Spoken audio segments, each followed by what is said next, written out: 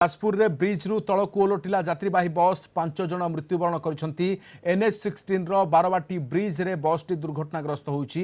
Divider को धक्का देई 50 फुट तलकू खसीथिला बस टी 40 रु ऊर्ध्व यात्री आहत होइथिबा बेले घटनास्थल रे 5 जनकर मृत्यु होइथिबा सूचना मिलिछि। तेबे मृतकंक मध्यरे 4 जन पुरुष जने महिला अछंती। समस्त गुरुतर आहतंकु कटक एससीबी मेडिकल को स्थानांतर करा जायछि। बस टी पुरी रु दीघा जाउथुला। बस दुर्घटना मर्मन्तुद बस दुर्घटना घटी से आम पाखक 5टा डेथ बॉडी आसी छाड़देले आम 21 जन पेसेंट को आम्बुलांस माध्यम कटक को रेफर करूँ। कटक टीम को आम कहीचु से 4-6टा आईसीयू आम रेडी अच्छी। पुरी থেকে নন্দকুমার হলদিয়া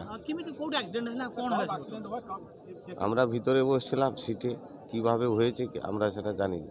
कितना आदमी था क्या हुआ সেরকম আমি হিসাব করিনি।